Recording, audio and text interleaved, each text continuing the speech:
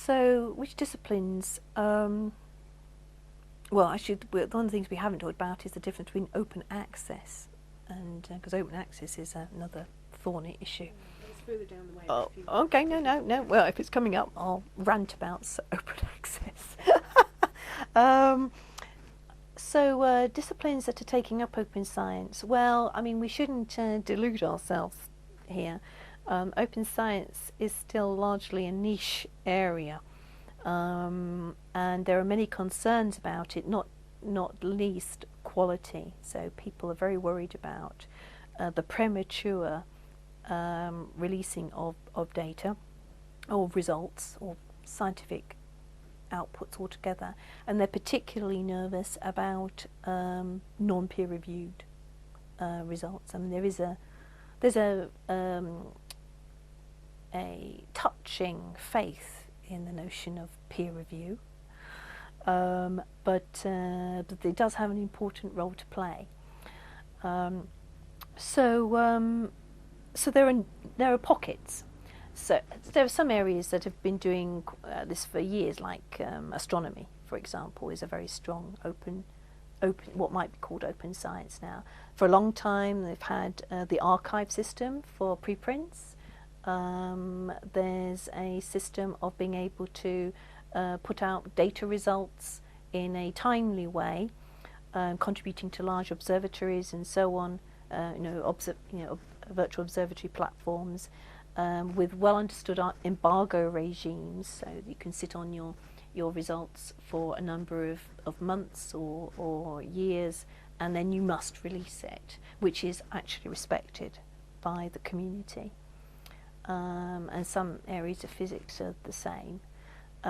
Biology has a history of publishing its data, particularly in the last 20 years with the human genome programs and other programs. So there's a huge range of publicly available biological databases and resources and tools, and that was tightly tied with the notion of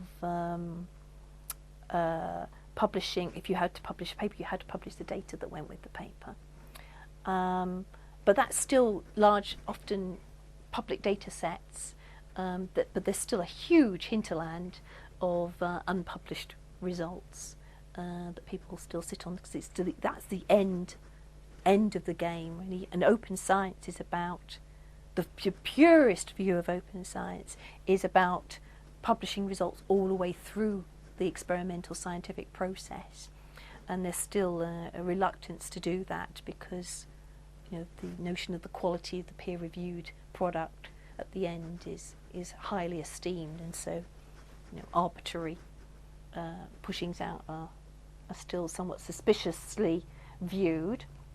Chemistry has some splendid examples like ChemSpider, but in general is a data-hugging environment because of the huge potential for drug discovery, and so that's a strange one. So you see tremendous advocates for open science, people like J.C. Bradley and Cameron Nayland, who are from chemistry, and Peter Murray Rust, but in general the discipline is incredibly closed. So it's a bit schizophrenic somehow, that discipline. So it's a bit of a mixed bag. I think environmental science is beginning to environmental sciences, earth sciences, and so on, and biodiversity. That's much more open, because really, the ones that are the most open are the ones where you simply can't do the science unless you have large collections of data, observations, or collaboration.